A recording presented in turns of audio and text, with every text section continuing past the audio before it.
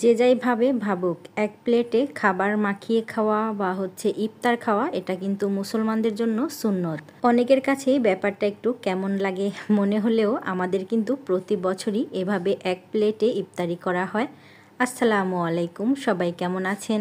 আশা করি আল্লাহর রহমতে সবাই খুব ভালো আছেন। সবার প্রথম রোজাটা খুবই ভালো কেটেছে, আশা করি আমাদেরও আলহামদুলিল্লাহ বেশ ভালোই কেটেছে। ছোলা সিদ্ধ করে নিব।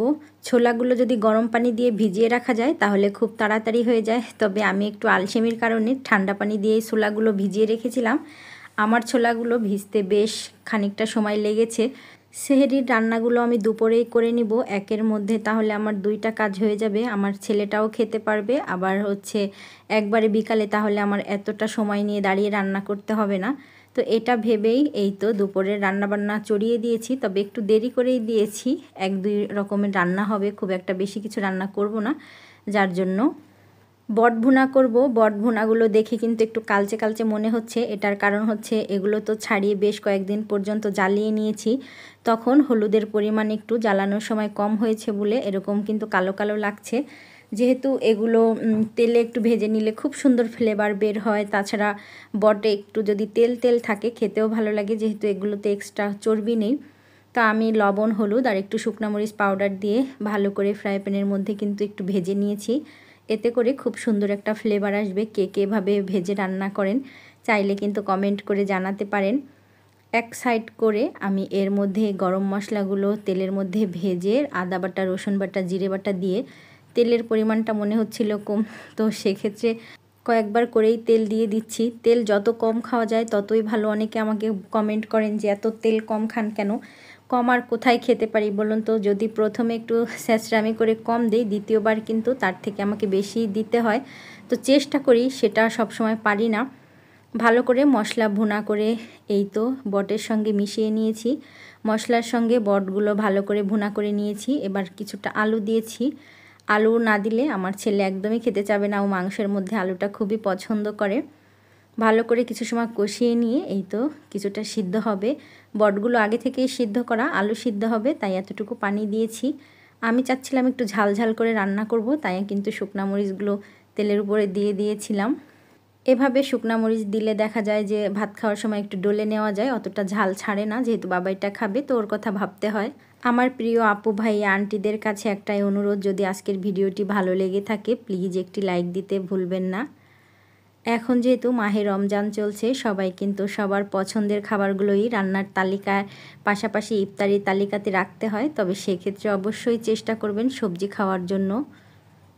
গতদিন মুরগির মাংস রান্না করেছিলাম, সেখান থেকেও কিছুটা রয়েছে।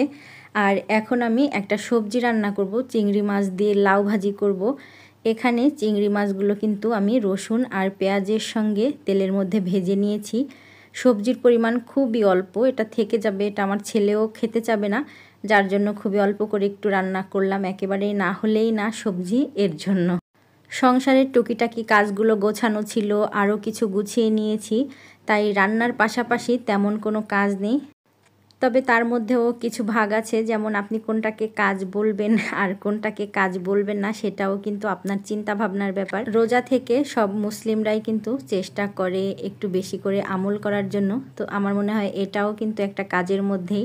আমাদের সমাজে এমন অনেক লোক আছে যারা রোজার মাসটা বিশেষ করে দেখা যায় কোনো কাজ থাকে না সেভাবে, তারপরে স্কুল কলেজও বন্ধ থাকে।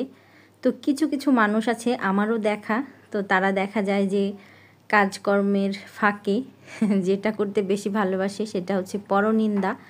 তো এই কাজ থেকে আমরা সবসময় বিরত থাকার চেষ্টা করব। রোজার মাস, কে কী করলো, কে কীভাবে চললো, অন্যের কথা ভেবে কেন আমরা আমাদের সময় নষ্ট করব?